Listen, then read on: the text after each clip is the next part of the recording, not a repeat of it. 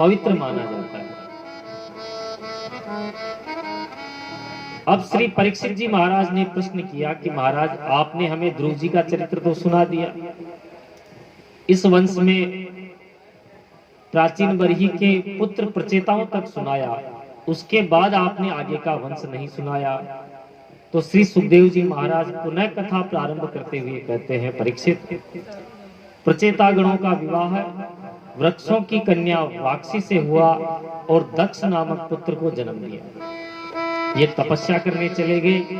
ये वही दक्ष थे जो शिव जी के ससुर जी लगते हैं, क्योंकि बकरे का मुंह लगने के बाद इनको बड़ा प्रायश्चित हुआ। प्रायश्चित की अग्नि में इन्होंने अपना शरीर भस्म किया और पुनः प्रचेताओं के पुत्र बनकर ये प्रकट हुए। दक्ष जी ने तपस्या करके असक्नी नाम की कन्या से विवाह किया और 10,000 पुत्रों को प्रकट किया। दक्ष ने आज्ञा दी कि जाओ पहले तपस्या करके आओ, फिर राजपाट संभालना। तो ये 10,000 पुत्र जब तपस्या करने गए तो नारद जी से इनकी भेंट हो गई और नारद जी ने इनको अपनी बातों में उलझाकर सभी को बाबा जी बना दिया। नारद जी ने जब छोटे छोटे बच्चों को देखा कि ये तपस्या करने जा रहे हैं, तो उनसे पूछा, भाई तपस्या करने से पहले तुम्हें कुछ ज्ञान है या नहीं है? कि महाराज क्या ज्ञान है?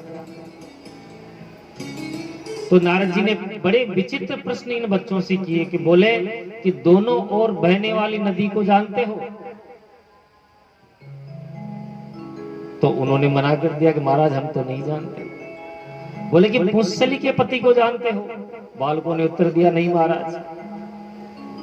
तो नारद जी बोले तो तुम कुछ तपस्या वपस्या नहीं कर सकते। तो बच्चों ने कहा, महाराज आप ही बता दो। बोले हम ऐसे नहीं बताएंगे, पहले हमारे चेला बनो, गुरु मंत्र लो, दीक्षा लो, तब बताएंगे। ठीक है महाराज।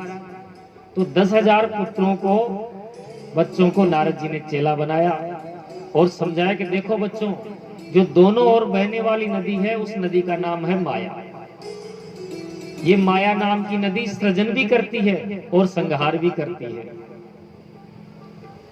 जिस बिल में जाने के बाद कोई नहीं निकलता, उस बिल का नाम है मोक्ष।